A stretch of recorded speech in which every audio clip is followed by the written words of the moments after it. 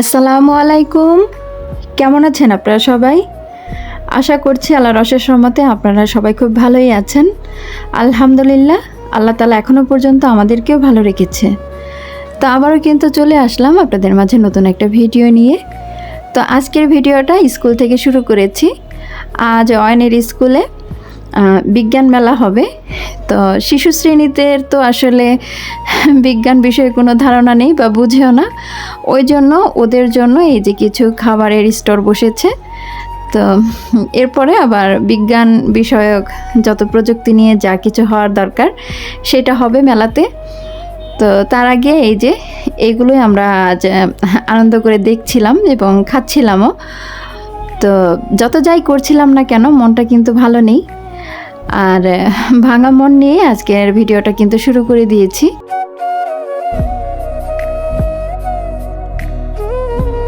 নানান রঙের খাবারের ডালা সাজিয়ে বসেছে ঠিকই, সবাই আনন্দ করছিল, তবে আমিও তাদের সাথে সামিল হয়েছি।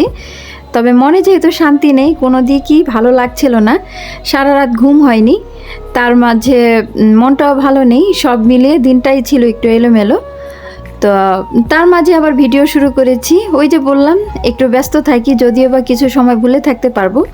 তো বাসায় এসে আবার এই যে ছোটোখাটো একটা দুর্ঘটনা ঘটিয়েছি। আমার পছন্দের ফুলদানিটা ভেঙে গেছে আমার হাত থেকে পড়ে, কয়েক টুকরো হয়েছে। একে তো মন ভাঙা, তার মাঝে আবার ফুলদানিটা ভেঙে গেল।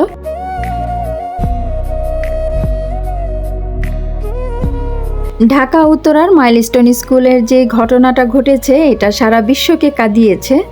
আপনি কাঁদছেন, আমি কাঁদছি। আসলে যখন এই ঘটনাগুলো মনে পড়ছে, তখনই আমাদের সন্তানদের কথা মনে পড়ছে। ওই জায়গাতে ওই সন্তানদের পাশাপাশি কিন্তু আমার সন্তানও থাকতে পারতো। এই যে মানে কষ্টটা আসলে নিতে পারছি না। আমার সন্তান ভালো আছে, হয়তো বা আপনার সন্তান ভালো আছে, তবে কতদিনই বা ভালো থাকবে, কী বা হচ্ছে পৃথিবীতে আসলে বোঝা যায় না। পৃথিবীর কথা তো বাদই দিলাম, ছোট্ট এই দেশটার মধ্যেই বা কী হচ্ছে।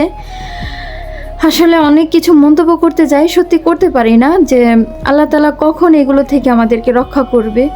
এই যে ছোট ছোট শিশুর জীবনগুলো গেল, এগুলো আসলে দায়ভার কে নেবে? কি করে আসলে ভুলে থাকবো বুঝতে পারছি না। হয়তো বা আমি ভুলে যাব, আপনিও হয়তো বা ভুলে যাবেন, তবে যার সন্তান গিয়েছে, যার কোল খালি হয়েছে, সে কি করে ভুলে থাকবে? এই কথাগুলো মনে পড়লেই না অঝরে কান্না আসে।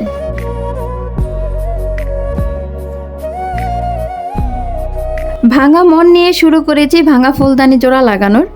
তো কতটুকুই বা জোড়া লাগবে, যদিও বা জোড়া লাগে, দেখা যাবে কি ওই ভাঙা দাগটা কিন্তু থেকেই যাবে। আসলে এটাই স্বাভাবিক, যখন যেই জিনিসটা ভেঙে যায় সেটা শত জোড়া লাগালেও কিন্তু সে আগের মতন আর হয় না।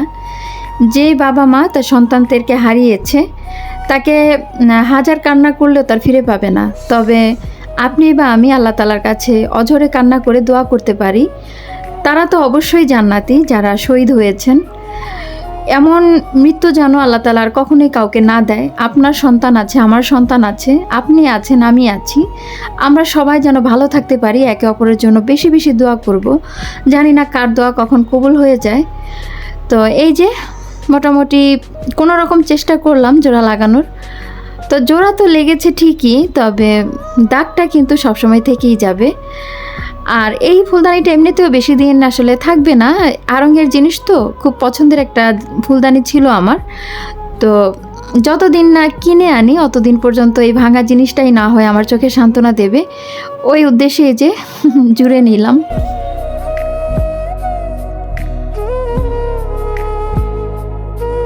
এক আপু আমার কাছে আমার পর্দা সম্পর্কে জানতে চেয়েছিলেন যে আমি কোন পেজ থেকে নিয়েছি।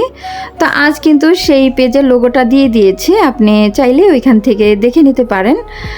আর সারা ঘরে যে কত কাজ, আমি আসলে প্রথমে চেয়েছিলাম একটু সাজিয়ে গুছিয়ে ভিডিওটা করব, একটু গুছিয়ে আর কি। তো কোনোভাবেই হয়নি, মনে মানছিল না, মন ভালো লাগছিল না, সারা ঘর এদিক ওদিক এলোমেলো। তো ভিডিও আর কি করব, দেখা যায় কি ওই 2-4টা কথা বলতে বলতে না সময়টা পার হয়ে যায়। আর এই যে দেখেন ভাঙা ফুলদানিতে কিন্তু ফুলও দিয়ে দিয়েছি, যদিও বা বোঝা যাচ্ছে না, তবে এর মাঝে কিন্তু ক্ষতটা রয়েই গেছে।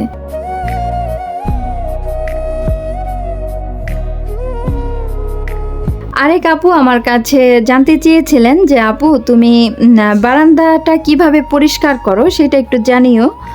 তো বারান্দা বলতে আমি বুঝতে পেরেছি আমার এই কার্পেটটা আমি কিভাবে যত্ন নেই, বা এটা ময়লা হয় এটা কিভাবে বা ওয়াশ করি ইত্যাদি, হয়তো অনেক কিছুই জানার ইচ্ছে ছিল। তো আপু আমি সেরকম কোনো যত্নই নেই না, এই জায়গাটা অসম্ভব ছোট, তো ছোট্ট জায়গাতে একটু কার্পেট দিয়েছি যাতে করে চোখে ভালো লাগে।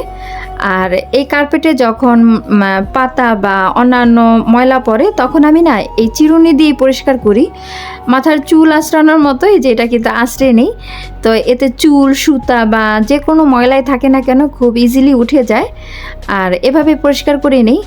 আর বৃষ্টির পানি যখন পড়ে বা আমি যখন এটাকে ধুই, তো পানি নিষ্কাশনের ব্যবস্থা তো প্রত্যেকটা বারান্দাতেই থাকে, তো ওই ব্যবস্থা আমার বারান্দাতেও আছে, তো পানিটা আর জমে থাকে না, ওইটা চলে যায়। আর প্রচণ্ড রোদ পড়ে, সাথে সাথে শুকিয়েও যায়, বেশি সময় নেয় না। তো সব মিলিয়ে এই যে এইভাবেই যত্ন নেই।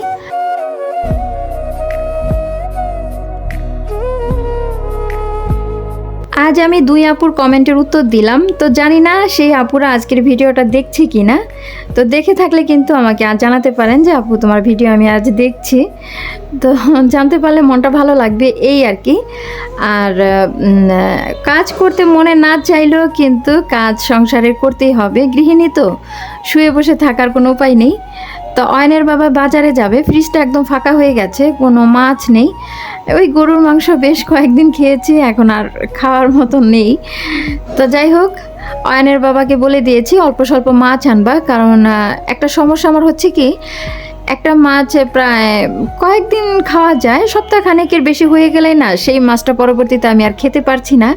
আগে আমার এই সমস্যাটা ছিল না, তবে আজ এনেছি, আজই রান্না করে খেয়ে ফেলছি, ওইটা ঠিক আছে। পরবর্তীতে এই যে ফ্রিজে যখন রেখে দিই তখন আর কেন জানি মুখে নিতে ইচ্ছে করে না বা স্বাদ লাগে না।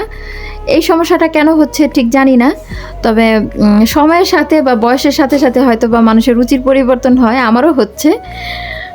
তো এই যে অয়নের বাবাকে বলেছিলাম যে এরকমই, সে অল্প স্বল্প 2-4 রকমের মাছ এনেছে, তবে আগেই বলে দিয়েছি আমার কিন্তু কোনো কাজ করতে ইচ্ছে করছে না, ঘর পুরো এলোমেলো, আমি কোনো ঘরের কাজও ঠিকঠাক মতো ধরিনি।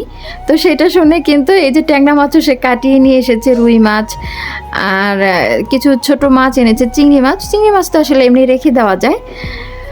তো এই অবস্থা। তো আজ এই ছোট মাছটা চচ্চড়ি করব, এটা অনেকে অনেক নাম বলে, তবে আমার এই মুহূর্তে না নামটা মনে পড়ছে না, ছোটবেলা থেকে এই মাছটা খেয়ে খেয়ে বড় হয়েছি, তবে এই মাছের নামটা না আমার ঠিকঠাক মতো মনে থাকে না। আমি ছোটবেলায় দেখেছি আমার মা না এই মাছটা এত সুন্দর করে হাতে ভালো করে মাখিয়ে তারপর রান্না করতো, এত ভালো লাগতো। তো এটাতে একটু শুকনো মরিচের গুঁড়া দিলে আর একটু ভালো হতো, তবে আমার বড় ছেলে আবার সেটা পছন্দ করে না, যার কারণে কাঁচামরিচ দিয়ে করলাম।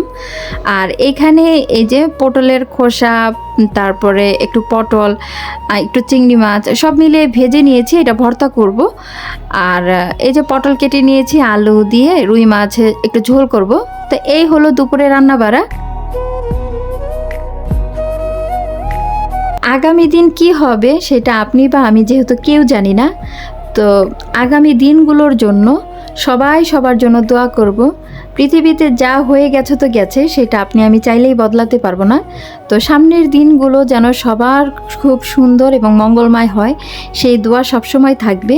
আর সেই দোয়া এবং ভালোবাসা নিয়ে আজকের ভিডিওটা শেষ করে দিই। আল্লাহ তাআলা ভালো রাখলে আবার আসবো আপনাদের মাঝে, সেই পর্যন্ত ভালো থাকবেন, সুস্থ থাকবেন, নিজেদের খেয়াল রাখবেন। আল্লাহ হাফিজ, আসসালামু আলাইকুম।